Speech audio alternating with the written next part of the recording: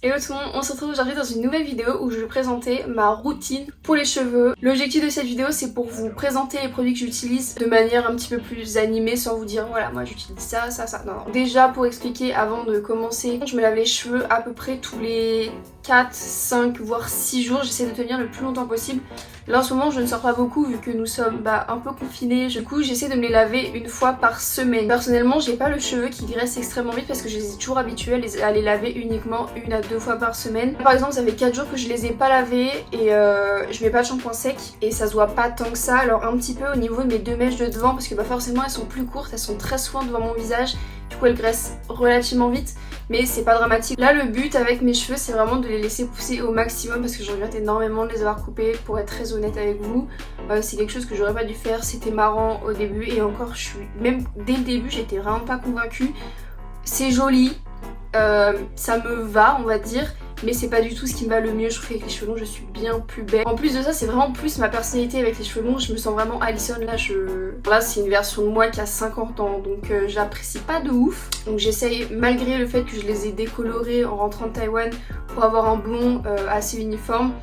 Là mon objectif c'est vraiment de ne pas y toucher pour qu'il pousse le plus vite, au plus sain, etc. La seule chose que je me permets de faire c'est de les teindre en rose avec des teintures Colorista puisque c'est des teintures qui ne sont pas permanentes et du coup qui n'agressent pas le cheveu. Mais du coup sans plus tarder je vais vous présenter tous les produits que j'utilise, comment je les utilise, quelle fréquence, combien de temps, etc. Je vais vraiment tout vous expliquer. C'est parti. Et c'est parti pour le début de la routine. Du coup je détache mes cheveux. Je commence bien évidemment par les coiffer. Je mets un petit moment à faire en sorte que tout soit bien démêlé. J'utilise donc de l'huile de ricin que je vais appliquer directement uniquement sur mes racines. Donc j'ai pris l'équivalent d'une cuillère à café en quantité dans ma main. Je frotte entre les deux mains et j'applique ça directement sur les racines. J'hésite pas à en reprendre quand j'en ai plus. Je masse en même temps mon crâne, j'en profite. Je fais en sorte de bien en mettre à l'arrière du crâne, derrière la tête, en dessous les cheveux, derrière les oreilles, etc.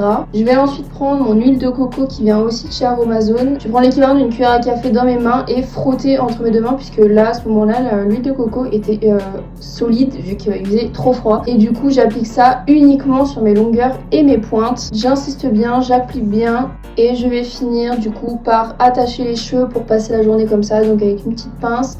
Et hop c'est parti, le soir on va nettoyer tout ça.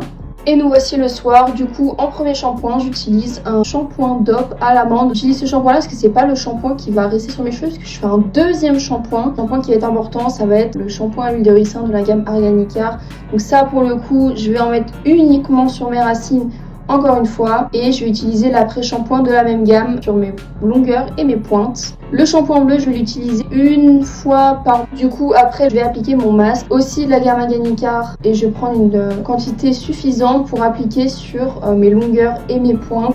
15 minutes later. Je vais rincer à l'eau fraîche pour que tout le masque reste bien dans les follicules de mon cheveu. Je vais ensuite sortir de ma douche et m'essorer les cheveux avec la serviette, donc je vais pas frotter comme une malade. Je vais appuyer doucement sur mes longueurs et je laisse sécher au naturel le plus possible. Après ça, quand mes cheveux seront à peu près secs, donc après quelques heures quand même, je vais me rebrosser les cheveux pour bien démêler tout ça et utiliser la crème à l'huile de ricin, encore une fois de la gamme Arganicar, que je mets sur mes longueurs et mes pointes. Je mets l'équivalent d'une pompe de chaque côté de ma tête et ensuite je vais utiliser l'huile à la camomille de chez Garnier, seulement pour les cheveux blonds. Alors je ne vois pas trop ce que ça change, je pense que ça les fait surtout bien briller. J'adore cette huile, elles sont super bonnes. Je mets une pompe et demie de chaque côté de mes cheveux, toujours la même chose sur mes pointes et mes longueurs, et j'applique ça bien. Voilà, je trouve que c'est vraiment briller mes cheveux, ça les rend super doux. J'adore ce produit, ça fait très longtemps que je l'utilise.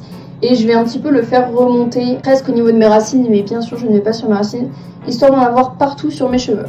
Du coup la vidéo d'aujourd'hui est terminée. Je vous laisse mettre un pouce en l'air si elle vous a plu. Comme d'habitude je risque de faire ce genre de vidéo une fois tous les 6 mois parce que pour faire une conclusion de cette vidéo j'ai pas encore trouvé de routine qui vraiment me convient de manière parfaite tout simplement.